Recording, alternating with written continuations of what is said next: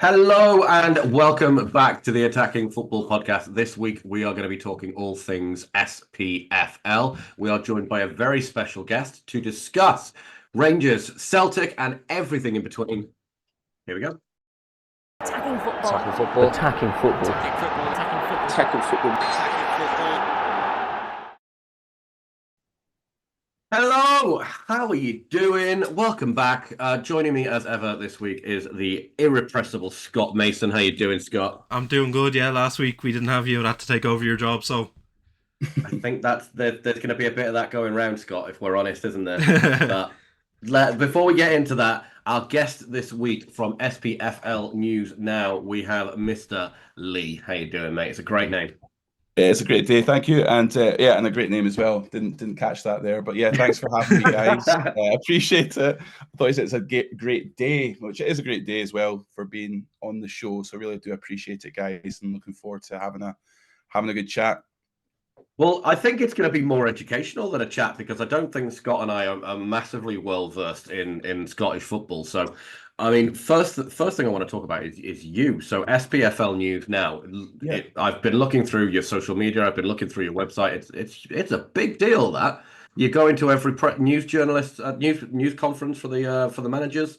Yeah, Mate, yeah, tell us yeah. how it started. Yeah, so it started. I think like many things, like on social media, it started with for me. It was like a pre-season time. I was bored. It was the summer of 2011. I was a lot younger and more handsome, probably as well back in the day. Weren't we all? So yeah, I know. But essentially, we just I found myself constantly looking at transfer rumors and things like that myself in pre-season, and I just thought, you know what, I'll just start posting stuff that I'm doing anyway. So I thought, you know what, I'll start doing that. We started getting a bit of traction, 5,000 followers, 10,000 followers, and we're now currently at about 55,000 followers on Facebook. And we thought at this stage, I say we, it's just myself currently doing it at the moment, but I thought at this stage I need to start to see what I could actually potentially do from this and make it into an actual business. So that's what I've tried to do. So we do attend games. We are accredited media for some large clubs in Scotland. So we do go to the likes of St Mirren, we go to Hibs, we go to St Johnstone, both Dundee teams. And what we've actually done is we've worked alongside quite a renowned journalist and broadcaster that you may, Lee, be aware of, David Tanner. Okay, yeah. For Sky, and I think he does Talk Sport at the moment as well. So we reached out to David, who works at the Napier University in Edinburgh, and he's supplying us with some really good up and coming talented journalists. So we've now got accreditation for these guys to go and get real time, real life experience by attending the games, writing match reports on our website and articles on our website, interviewing managers, and we've actually started to reach out to ex-players and managers to do actual real interviews with them as well and exclusive. So we're really trying to push Scottish football as hard as we can to get it out to the masses at a slightly different angle than the typical and traditional media kind of share it at the moment. So kind of behind the scenes sort of angle with a bit of fun and a bit of banter at the same time. Must have been some challenges on the way to getting things like accreditation. I mean, we know attacking football is a relatively small journalistic output, and we've had challenges with accreditation, and definitely when you're approaching people and saying, "Hi, can I talk to you?" Yeah, I mean, 30 followers on Instagram, and they're going, "No, thank you. I don't want to know you, pal. Thank you very much." How did you get around that? Yeah, I think I was quite blessed and lucky that we've obviously, me and you, Lee, we've got mutual contacts as well. But I managed to get quite close to a guy called Gavin. So big shout out to Gavin, who is a Scottish commentator up in Scotland, up here. So he does some work for the BBC. And I was talking to him off the cuff just about what I'm doing here at SPFL News Now, and he said, write to all the clubs, ask them, tell them what you're doing, and say, can you come? And obviously, I think with the angle of working with David Tanner and the angle of obviously trying to help young journalists get into the sports side of things and into football, that really did help. So I think the first club, and a big shout out to St Mirren, they were the first club to allow us access. And I'll be honest with you, there was there was mistakes, there was things that we learned along the way. So I think now, moving into where we are at just now, we've kind of tried to standardize things and make things a lot more palatable for the viewer, I guess, as well, and make sure that we don't ruffle too many feathers when we're in there, because we're rubbing shoulders with the BBC, the traditional media outlets and the newspapers and things like that as well. So like you say, we are a newbie in this space, but we're trying to help get different angles and different type of views of the game here in Scotland anyway. Yeah, well, Attacking Football, we're kind of the same. Like, we're mainly focused on getting young journalists into writing and stuff like that. And I say when the new Irish season begins, we'll probably work towards doing the same thing like you're doing, getting accreditation to games, stuff like that. Is there any like tips you'd give to like smooth that process over, things that you learned? Yeah, I think so. Yeah, just I would probably look back at everything that you've done, because I think what clubs will typically do, some clubs may not, but what clubs will typically do and what they're starting to do now is really look in terms of what you've posted, things in the past that might have, I'm not talking about cancel culture here, Scott, but I'm talking about things that might have been a wee bit sensitive. And I think, clubs are giving you the opportunity to go and see them and sit and get free access and all this kind of good stuff. So I think it's just about having an honest but a fair and balanced view of what's happened when you're at the club. So you can't go there and, take the piss, essentially. You have to be respectful and ask nice questions. Don't try and ask that's one thing I would say is when we first went there, we asked a few difficult questions that were frowned upon, and that was our learning as a business, to be fair. Did they take you aside and say, listen, that question was a bit... No, I had a phone call, let's say, and there was I think as well, you have to also be quite, and I was maybe a bit naive to this as well. This is a good few months back now, but I think you need to understand all these clubs talk to each other. So if you annoy one of them, the others are going to find out as well, and that will have a knock-on effect in your process. So I would suggest, again, it's up to you what you guys want to do, and I'm not here to preach, but I would suggest start off in maybe a smaller club, or even the Championship or League One. Get your feet in there, because we've done that. League One in Scotland, we went and got really good access, because these guys in Scotland anyway, they're screaming out for people like us to go and see them. They want to, because the BBC aren't going there every week, but we could, go there every week if we wanted to, and give, interviews and show around the stadium, and you get real access inside the ground. So it's really quite exciting for a journalist, and obviously for the club as well, because we've got a reach of about 7 or 8 million people every month just on Facebook alone. It's huge. The local newspapers don't get that, so we've got a unique opportunity to kind of share and broaden that sort of view for people. And in this kind of fast-paced world that we live in at the moment, I think people want to see news now. They want to, and they want to see SPL News Now. Exactly. I'm pitching it here. But no, so we started off like that, again, getting accreditation. Then what we're also doing, we're obviously getting really good student journalists, but we're also allowing them to have their own sort of platform. So if you ever go onto our website, which is snnews.co.uk, on the About Us page, you'll have all the journalists, and it will have their own profile, and it'll have a link to all the articles that they've wrote and all their links to their social media. There's some in there. So I think Lauren McCulloch she also plays football as well, so she knows the game. She plays for Stenhousemuir. She played for Kilmarnock as well up here. And she's also a student journalist as well. And she is a massive St Mirren fan, so she goes to all the games. And she speaks so well. She writes really well, and she knows the industry. And we've got some really good guys and girls that are working with us as well, that do the same. So there's a list of them there. So we're trying to support in this industry, which is quite difficult to get into, to be fair, because there is a lot of us out there. There's a lot of social media, companies out there as well. So it's trying to be niche and trying to be, supportive where we can be. How do you manage your balance between being a journalist and wanting to go out and get accurate news reporting and the sensationalism of sports entertainment in social media and click culture? Because we We found very early on with attacking football, and I'm sure Scott will agree, we kind of mixed between doing, right, well, we're going to aggregate a load of news and we're going to go and try and find our own news as well, with let's be silly and post joke posts and maybe mock a certain player falling over in front of goal, that kind of where did you find your line blurred, or how did you stop it from blurring? Yeah, I think so. I think for us, we started very much in the kind of banter-ish kind of angle. I think when we started, it was called SPFL Transfer News. So we just posted loads of transfer news. Some of it was actually just not made up, but it was just the really bad rumors that you would, Wayne Rooney's coming to Celtic when he was in his prime. Because he was a Celtic fan apparently when he was younger, things like that. So it started off with things like that. And I think as we progressed and as we started getting quite big, we kind of gauged our audience in terms of what they were saying. And we were getting a bit of backlash from it. So we decided to be a bit more serious in terms of our reporting. And now we're pretty much 90% serious, 10% a bit of fun at the same time.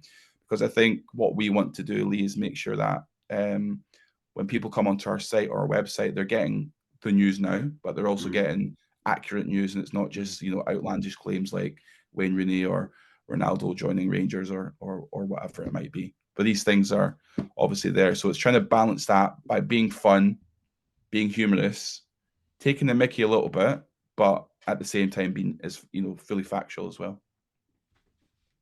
Tell us about your team. You said that the website is basically just you at the moment. But like you said, on the About Us page of your website, you've got people like Lauren, you've got people like Aidan. Yeah. Tell us about them. What do they do? How do they do it? Yeah, so like I say, we've got WhatsApp group together. We try and meet up as much as we can as well at the games when we go to the games together. And it's about them. So we've got guys that are really good on camera. So we've got a couple of guys that are superb on camera, to be fair, and that's their strength. So we get them, and they're open and willing to, because these guys all want a career in journalism, or broadcasting, or writing. So we play to their strengths. So you'll see the majority of the written work is either done by myself, done by Lauren, and done by others as well, Finlay and others as well. So there's lots of and we're trying to play them to their strengths essentially and what they want to do. So what we've done is we've told each one of them, these are your two clubs. This is your two clubs. This is your two clubs. Know them inside out. You might not be a fan of Motherwell, but now you are. I need you to know everything about Motherwell. Their attendance, the size of the stadium, their club, everything inside out, and start finding out as much as you can about the club. Make sure that if we can get you accreditation, that you attend the games. If you're not attending the games, try and watch the games and write match reports, write previews, and trying to find some stuff out about potential news as well. Reach out to people on LinkedIn. Try and speak to them. So that's what we're trying to get them to do. Because I think if you just said, "Hey guys, go out there and just get me news for all the different clubs in Scotland," it will saturate you. It's too much. Be an expert in 2 or 3 clubs. I would say 2 clubs. Be an expert in them. Make that your team. Find out exactly what you need to know about these 1 or 2 clubs, and you can start writing accurate reporting around them. Because if I switch from Celtic to Motherwell, it's just. I think you need to know that club inside out, and if you don't, then it's just the reporting is not going to read as well. It's going to be rushed. It's going to be obvious. Copy and paste. It's just not. It's not going to be as good. And I think what you'll find with the guys as well is that the accuracy and the writing style will just get better and better as these guys gain more confidence from what they're doing as well. And it's got to a point now where I was editing everything, so I've gave a couple of them now access to fully edit and post their own stuff without me even looking at it, because I'm that confident in what they're doing, because they've really came on leaps and bounds. Was there ever like a post or an article that went up and it just got way more views or got more clicks than you thought it would get? Yeah, there's a few. Maybe some I can't talk about. There's a few, but yeah, there's some. I think I'm trying to think more recently. I mean, I think sometimes, it's just a picture. You post a picture, you say what happened, and it's just factual. This player done that. And it's all about timing, I think, as well. Making sure that you understand your kind of high points. You're not posting too much stuff during the day. Understand people do work. So I think, 9 o'clock in the morning, 8 o'clock in the morning is good because people are commuting. They're on Twitter, they're on, other socials as well. But yeah, there's been a few. For example, we had, I think, one on, it was on X, I believe it was, and it got something like 5 million views. Wow. But we do most of our, so every month we'll probably have at least one or two that will hit over 100,000, 200,000 views in terms of videos. So if you go into like our Facebook mainly is where you see most of our traction, and our TikTok as well seems to be going quite well. We've only had it for about 2 months, so if you guys aren't on that, I would really suggest to do it as much as you can, because we've went from 0 to 2,000, 2,500 almost followers in a really, really quick time, over 1.5 million views in 2 months. So it's a real good different angle to get that younger demographic, because I think our demographic on Facebook is pretty much 25 to 50. There's very, very, very, very few people that are in their teens and things like that. So I think TikTok's helping that sort of that sort of different generational growth within the platform. So we do that. We also have been, again, maybe lucky. I think it's a lot about who you know and just putting yourself out there. But we also work with a company called the Frame Group, who do work for William Hill, and they do a I guess a podcast show for YouTube called The Warm Up. So it's a Scottish football news, and we've been given the opportunity to be an accredited or a media source to reshare their content. So they give us access to 60-second clips every week. In fact, we'll get 2 or 3 clips, which we'll post and share, as long as we obviously redirect that and tell people where to go to see the full show. And we typically get about 400,000 to 600,000 views for these every month. So every month we'll get that kind of amount of traffic through our different social media platforms, and then we're able to say, listen, and we run a monthly report. Say, guys, this is what we've done for you this month. And it's about, we don't get paid on this or anything like that, but it's more about helping us get really good content from them. And obviously the return from them is, they're getting more of their content out there as well from a different angle. So it's quite cool. So I think sometimes it's good to look at how you can actually get content. So we do a lot of things where we ask our followers to send us in fan footage. Because if you're in the media box, you're not allowed to record goals and things like that. But you are allowed to obviously have fans send in stuff from the stands. And these are sorts of things that are really engaging as well. But the importance of this is getting it almost as it's happened. Which is the difficult part, isn't it? Right. So it's about trying to get crowdsourced journalism, though, isn't it? Yeah. So it's what Lad Bible done, right? That's what they. That's how they done it. So we don't get that much of it, but luckily a lot of our journalists go to the games as well because they're footy fans. But I think that's quite a big thing. We get a lot of hits from that. Just limbs, people go mental in the stands. The views go absolutely insane. So that's a good thing, and people love to see their fans going crazy, don't they? So it's always good fun. Yeah. Well, there's some potential for some limbs in the crowd tomorrow. Some interesting fixtures in the SPL. Aberdeen Celtic first against second. Yeah. Now we've talked about you and what you do. Let's have a little chat about the state of Scottish football at the moment, because traditionally it's been a 2-club league for the better part of 20, 30 years, with the exception of when Rangers went into administration. They were relegated for a little while. I think Ali McCoist, was it, that led them back to the Premier League? Yeah. So they were actually liquidated. Actually, they went into administration, and then there was a vote, I believe, and the clubs voted whether they stay in the league or not, and they got voted against it. So then they were essentially liquidated, but allowed to. I'm not sure the terminology, but essentially they were allowed to remain as the club they are today, which I think was a good thing as well, because I think if Scotland lost Rangers, such a huge club, it would have been, I mean, it was, it had an impact. We obviously, it gave other clubs a chance, to push Celtic, but Celtic had to close it there. Celtic holds 60,000 and typically get 60,000 at each home game, but during that period they had to close down one of the north stands because they couldn't fill it because Rangers weren't there. And that's the fact. People won't like to hear that, but that's the truth, and that's what happened. But I think this weekend's obviously quite an interesting one with how Aberdeen are doing just now. Obviously they've not had great couple of results. They've obviously lost one, drew two, I think, in recent times, which has helped Celtic obviously gain momentum on them. But I think Aberdeen have been a breath of fresh air this season. Jamie Theleen's been phenomenal. He's came in, nobody really knew much about him, and he's been phenomenal for Aberdeen. Aberdeen are now back to getting sellouts. They're selling out both home crowds, away crowds. They're bringing thousands to away grounds as well, which is great. Rangers are obviously struggling majorly, but they're starting to pick up points again.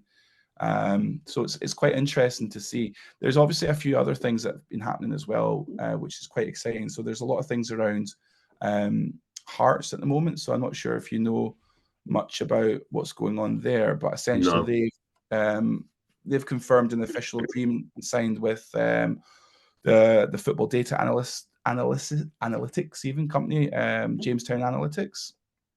Right. They'll have they'll be the exclusive users of this player data analytics service in Scotland itself. So they'll have, this is getting used with Brighton, by the way, at the moment in England, and teams in Belgium and Italy as well are using it as well successfully. So that's happening just now, and there's a potential 10 million investment injection into Hearts also. Hearts are a big club. They're sitting bottom of the league at the moment. I was going to say. But they're a big club, 20,000 seater stadium. They sell it out pretty much every second week whenever they're playing at home. Traditionally a big club in a big city. Edinburgh is a decent sized city. It's about the size of Liverpool. It's not a small place. 500,000 people live in Edinburgh. It's a big city. So I'm hoping neither Hearts or Hibs go down this season, but they're not looking great. So it'll be interesting to see. But I think, like we touched on before we obviously went live, is we definitely need investment into Scottish football. And if some Saudi guy wants to come over and inject money, then happy days. As long as he doesn't inject it into one of the big two already, it'd be good to see. I don't know, St. Mirren or Motherwell conquer the Champions League. That would be unbelievable. But no, it's just good this season to see some competitiveness within, say, the top three at least. That would be a nice start for us to have. And if Aberdeen can maintain this, I'm not sure. They might fall back and end up finishing third and Rangers overtaking them. But it would be good to see how far they can push it this season. And I think obviously tomorrow's game is going to be a big test to that. They've already beat Rangers at home, and they've drew twice with Celtic as well this season. So they're doing pretty well. I wanted to touch on that. So for those of you at home who don't follow Scottish football, it's a 12-team league. And the format's a little bit different to the way that it's done in England. I believe it's split into halfway through the season. It splits into two leagues.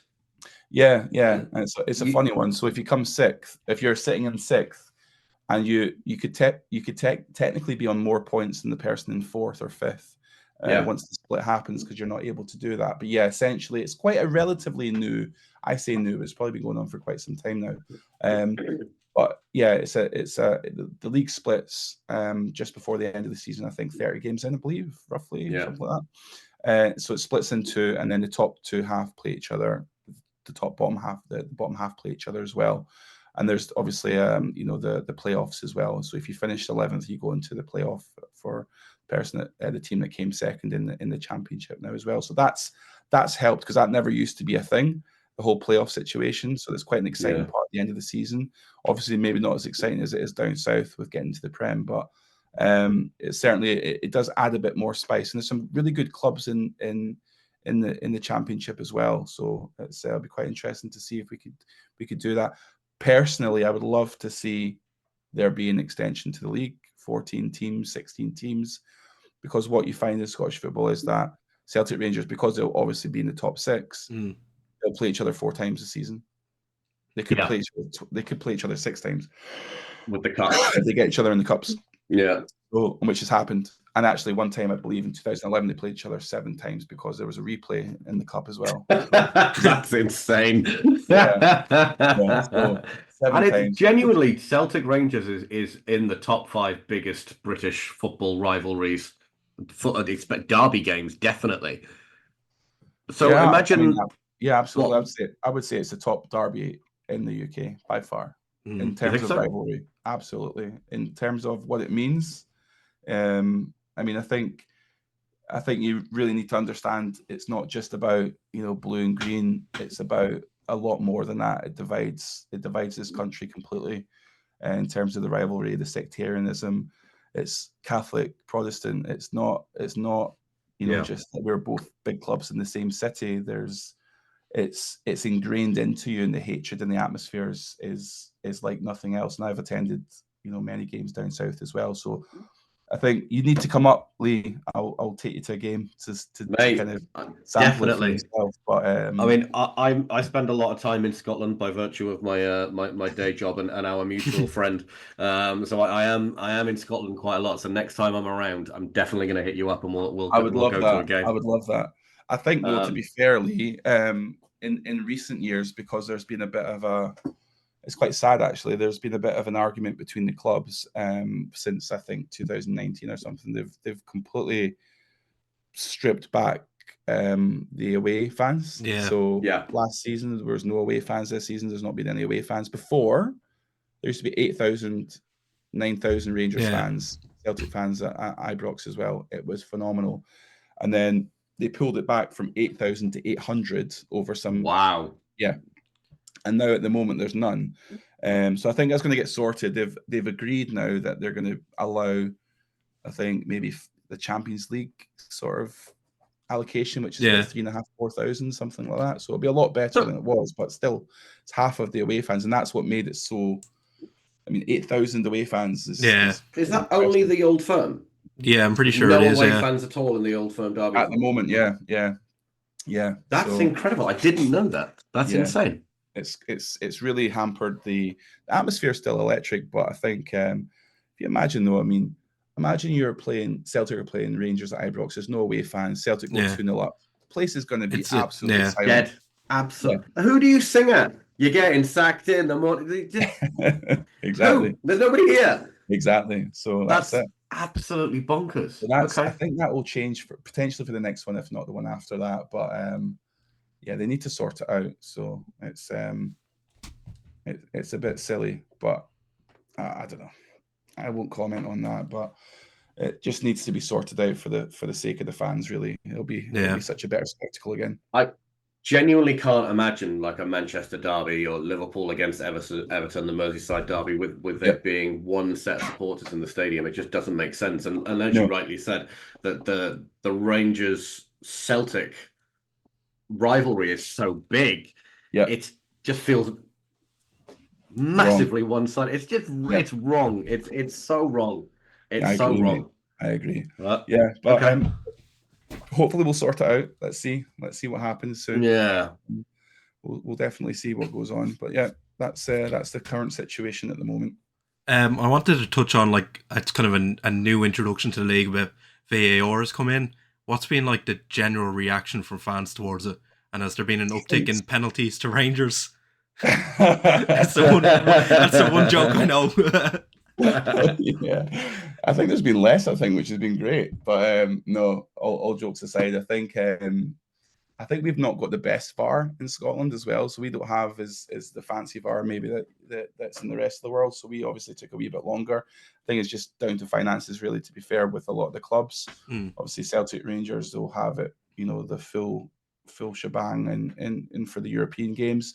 But I think in general, as it was introduced when it was down south as well, guys, it was obviously frowned upon. There's lots of things that go right and wrong. But I think as a whole, it's improved. And I think we've seen, obviously, the Euros and stuff like that. It just seemed to have, got better, because I think, especially in the Premier League last season, it was ridiculous with the amount of extra time that was getting added It on. still is. Yeah. It It's was still just just as mental. bad. So It- we're still it's- getting that, but it seems to going down a wee bit, because it was like 10 minutes was like the norm. So I think now it's a little bit better. But I think it's a good addition, to be fair, when it works. We had, I think, Ross County were playing last week, and there was an issue that the game got delayed by almost an hour just because VAR wasn't working. So I was like, I think there was a Man United game last week where the VAR stopped working halfway through the game, and the referee had to call the captains over and say, "We're going to continue to play, but just so you're aware, VAR isn't working."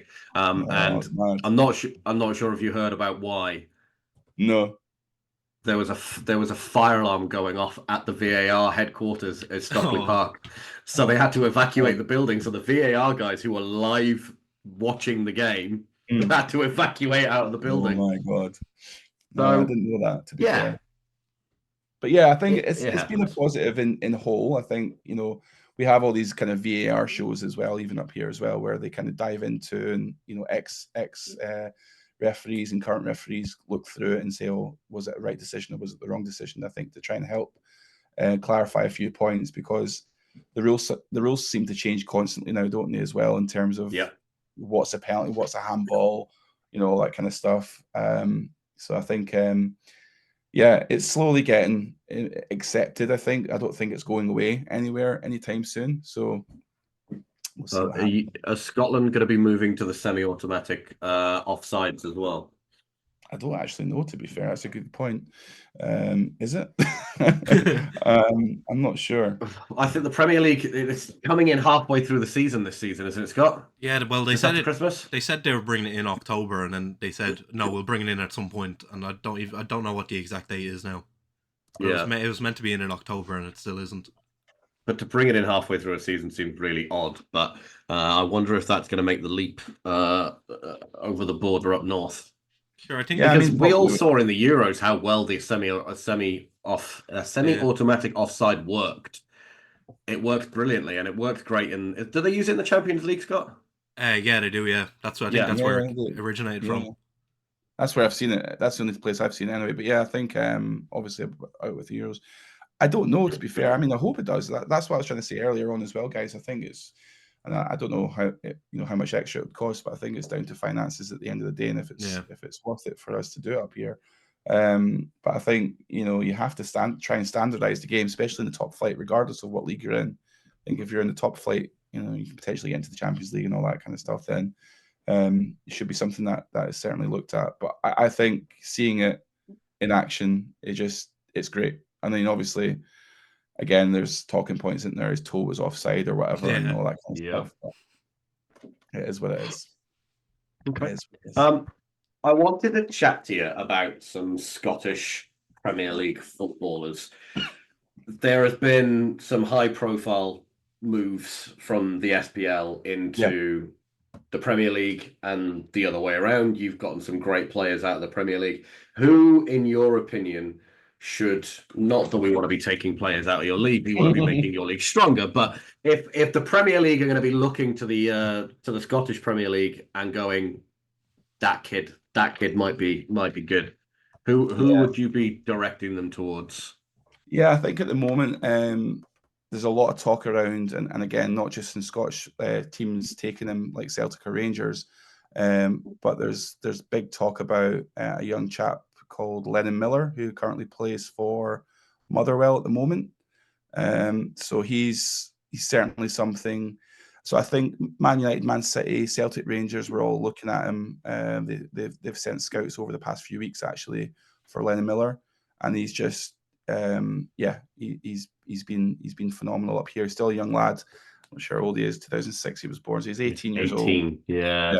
He's a young lad, and so there's been a lot of talk around him, either going to Celtic or going to Rangers.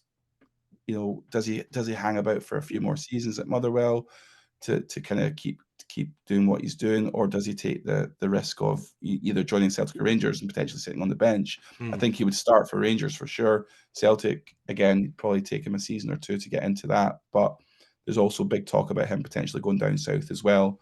And again, would he just sit on the bench or not? I don't know. But there's obviously been a lot of big players that have jumped up and down. We've obviously had at Celtic Kieran Tierney, who went. Obviously, it was phenomenal for Celtic. Went to Arsenal, and he's obviously been quite unlucky. I think he had a good start to his career, and he's obviously been injured. I'm not sure if he played the other night or not. He was potentially supposed to be. There was rumours that he was going to get a start or at least get on the bench. I'm not sure if that happened. I didn't look it up, to be honest with you. Then we've got. I don't think he played. Virgil van Dijk. We've got that was obviously Bless. Look at Scott's eyes just went, it just glazed over with love hearts then, because he's a Liverpool fan and he's just gone, oh, Virgil. I think when he had his first few training sessions at the time when he was at Celtic, I think Neil Lennon was the manager, and Neil Lennon took him to one side and said, patted him on the back and said, "Don't worry, lad, you won't be here for too long." Just stolen it. So yeah, he obviously went down to Southampton, didn't he, first, and then obviously then went to Liverpool, and he's done all right, hasn't he? Yeah, he's done okay. He's done all right. Andy Robertson as well. He's had a crazy career, isn't he? Really, in terms of where he started and where he's at just now. We've got John McGinn as well, who's doing amazing for Villa. And obviously for Scotland as well, he's been doing really, really well. I would say, in terms of players to look at the moment, he's certainly the biggest name that's getting bandied about here just now, Lennon Miller, at the moment. But unfortunately, 18. Well, wow. Yeah? He's 6 foot at 18. It's a big boy, yeah. Yeah.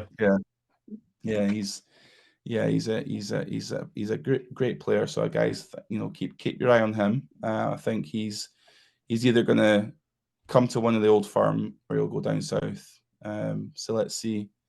Where does he play? I know he's a midfielder. What kind of player? If you were to liken him to another player? A good question. I don't know. I mean, he's himself really. He's a unique guy, but I don't know. It's a good question. We'll cut here and I'll go and look in that.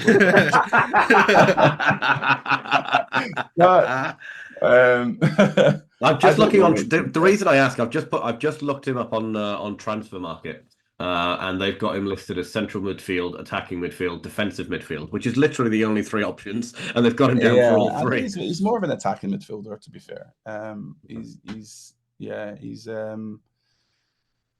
He's exciting, I think, as well, and I think in Scotland, as you probably know, I think our 2 best players for a long time were our left backs. Kieran Tierney and Andy Robertson. There wasn't much else, but now we've got obviously Ben Doak down in Middlesbrough, who's, I think, again, obviously he's not in Scotland, but he'll go to the Premier League, I believe. I think Scott McTominay would argue with you there as well, Lee.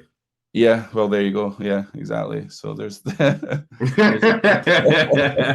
been quite an influx of Scottish players going to Serie A, hasn't there? There has, yeah. Which is great. I think, to be fair, we've got obviously switching tack here a wee bit, but I think Scotland in general have got, obviously we had a few run of bad results, but we've if you look at our team, it's pretty good at the moment. Quite happy with it, to be fair. We just need to get a few better results, but yeah, it's a bit more attacking, is what I was trying to say, is because I think we've lacked that kind of final third. I think with Doak, McTominay, Lennon Miller, if he comes through as well, it'll be quite a decent setup. So let's see, because I was 14 years old when Scotland qualified for France '98, and I think I was whatever age I was when it's 22. Yeah, so I was probably about 35, 36 when there was a big wait for me, about 20-year wait, I think, until we got into anything else. So hopefully we can continue to qualify every 4 years or so. Do you know what? I'm just literally looking at the Scotland squad now for the game against Poland. You beat them 2-1. Mm-hmm. Yeah. There's a lot of quality in that squad, And you've got Billy Gilmore and Scott McTominay, who are obviously both playing in Serie A. You've got John McGinn, who's now a Champions League playing central midfielder. You've got Ben Doak. You've got, oh my God, Is that really Craig Gordon? Is he still playing? Yeah, mate, he's still playing unbelievably. He's 42 years old at the moment. He Wow. looks about 30 still, though. To be fair, he's a Correct me big if I'm handsome wrong, bastard. was he not at one point the world's most expensive goalkeeper? Yeah, I think he got some award for when the best save of the bloody past 10 years as well when he was at Sunderland. I think was it. That so I think it was Roy Keane who signed him for Sunderland, and he paid a world record fee for him Did he come? Where did he for a come from? From goalkeeper. Hearts? I don't know. I'm going to look it up now because that's going to really, really bother me. Hang on.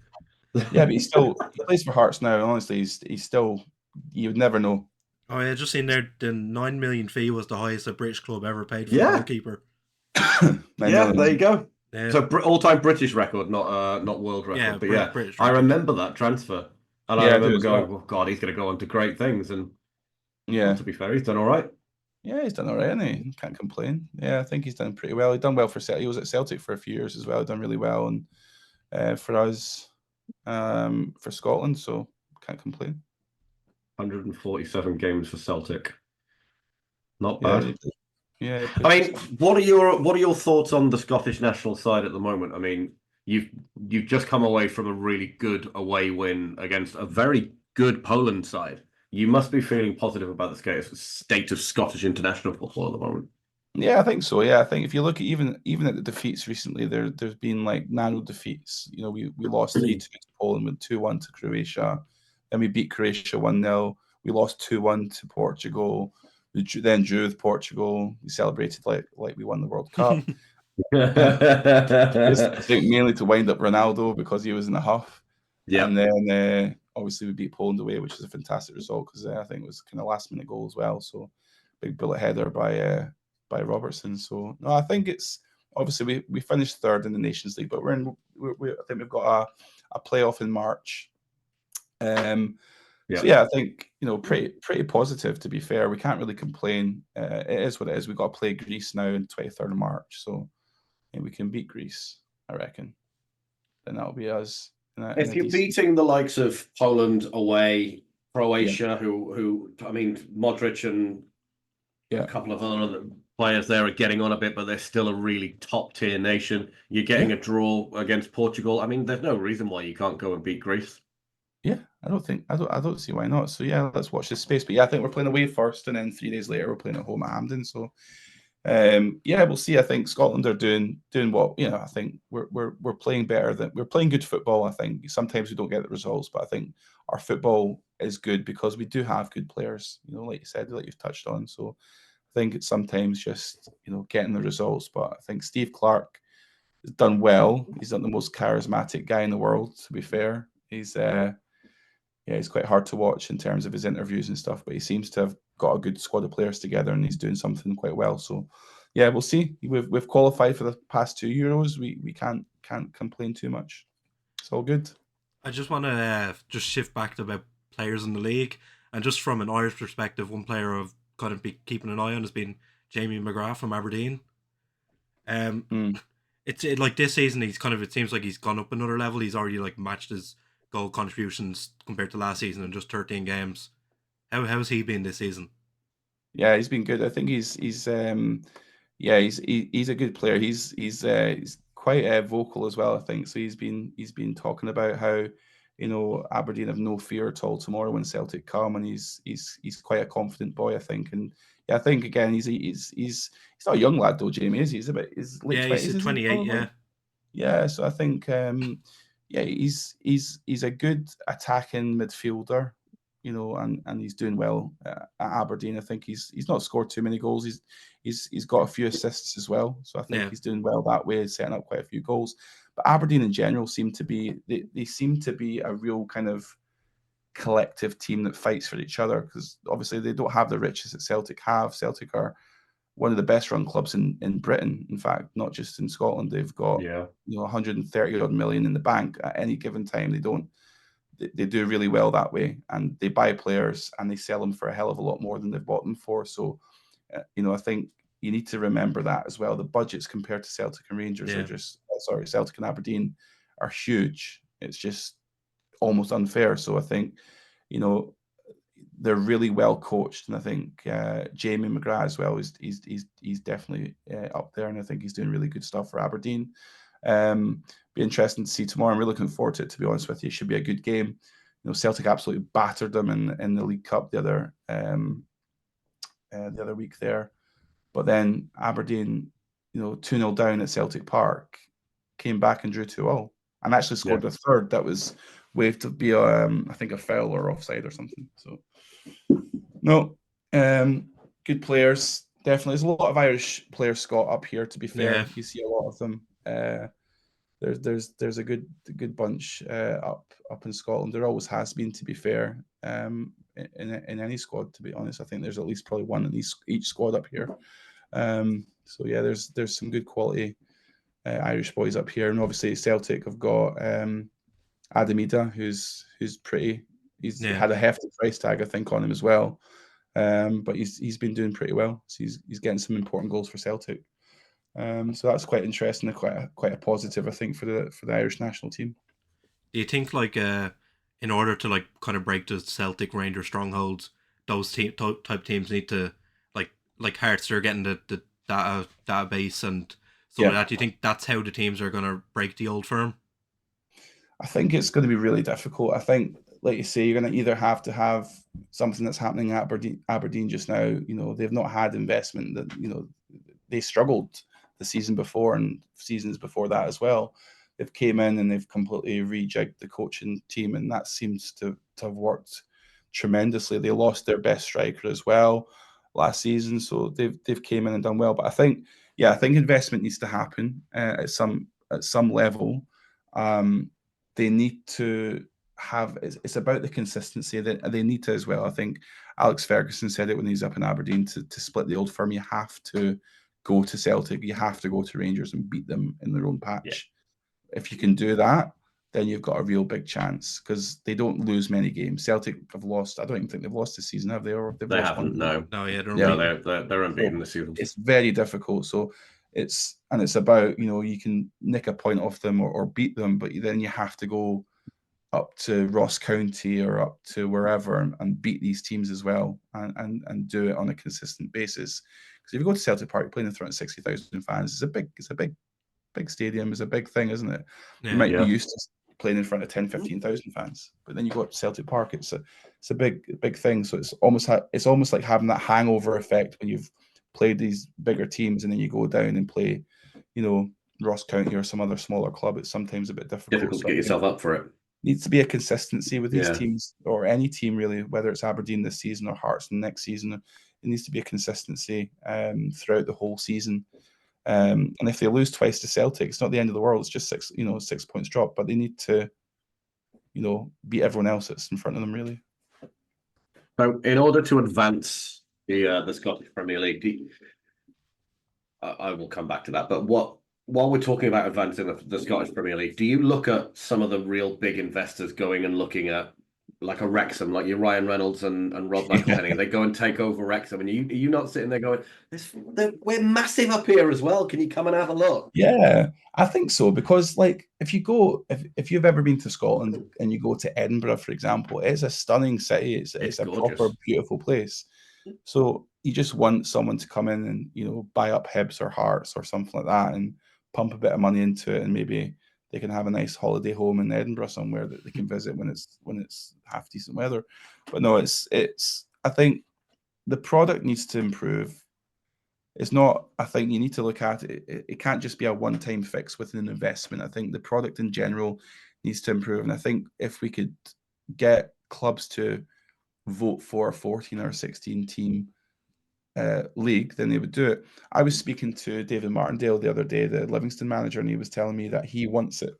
We've got an interview, actually, an exclusive interview that we just put out on YouTube, and he was going into depth in terms of the expansion of the league, and he was obviously giving us some insight to that.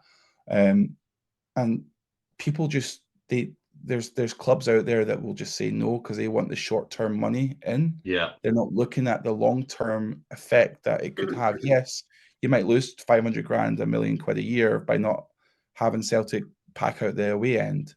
But in the long term, it's it's so much more beneficial, because then we can get better sponsorship deals. We can get more money put in as well. And people can look at it, instead of playing the same team 3 or 4 times a year, we can play them twice like they do in most leagues. Well, you get more match day revenue, you get more TV revenue because there's more televised games. Yeah. I can see what you mean. Definitely, the reason the Premier League was so successful when they rebranded is because they understood that fact, and they went from a 24-team league to a 20-team league, admittedly, but they really packaged it well. And I think I think if Scottish football did the same thing. Because there's some big clubs down. If you look at the Championship, you've got some decent clubs. You got you got Wraith Rovers. You've got, I mean, I say like teams that have got like 10, 15, 12,000 seater stadiums. There's quite a few of them down there. Falkirk are packing out their ground most games now, packing out the away end most games now as well, and they're flying high. Obviously, Livingston, their problem is they've got a great stadium. Their problem is they don't have a massive fan base. But there's Dunfermline down there as well. There's some decent sized clubs. Even 2 or 3 of them up would make a difference, I think, in terms of the league structure. And it would maybe stop teams like Dumbarton and Inverness that have went into liquidation. Went into administration this season as well. So I think there's something that could be said for that. Neil Doncaster, who's been the CEO of the SPL for God knows how long now, since the year 2000 or something, he's not changed it much, to be fair. But it's pretty much like this for as long as I can remember. I'm not sure if it will ever change with him in charge. Who knows? Okay. Well, look. Final question. Okay. If you were in charge of the SPFL, right? Yeah. What one change would you make right now, apart from, because we've already touched on adding more teams into the league, right? What one change would you make to make Scottish football better? I think it would be just if it's difficult without saying what I've already said, but investment into the clubs would be if we could get a bit more money, TV revenue money in there, for example, and I think it's needed for the women's game as well. But there's money out there, right? The women's game have just been pledged 1 billion by UEFA over the next few years. There's money there. So I think I think if we could find more money to get put into the team, and it was spread equally as well into the smaller clubs, so that could help give them a leg up and compete, that would be something. Where the money comes from, I don't know, but if we could get better sponsorship or deals through television, that would be at least a good start, and then obviously expanding the league outwards as well. Okay, Scott, final question from you. And I'm fresh out of questions. What Scottish football? what have we been talking about for 45 minutes? Okay. He wants to go to his bed now. That's him. He's had enough. No, I think he's really keen to find out what the score in the Leicester game is. It's 1-0. And Crystal Palace are 1-0 up as well. Okay, Lee, listen, thank you so much for coming on. I really appreciate your time and your energy. You speak so passionately about Scottish football. I love it. Thank you. For those of you who don't already, if you have an interest in Scottish football, Lee's channel is SPFL News Now. You can find them on Facebook, SPFL News Now. Instagram is SPFL_News Now. TikTok, SPFL.news.now. And YouTube channel, I can't see that. What is that? Your YouTube channel, SPFL News Now. There we go. Go and follow them on Twitter as well. Thank you, guys. Mate, I'd love to go to a game with you. So next time I'm in Scotland, I'm gonna let you know. Me, you, and Faisal can go and sit in the away end somewhere. Sounds good, mate. Sounds good. Good man. Scott, thank you for joining me as ever, and we will see you guys next week. Thank you for watching. See you later. Bye, guys.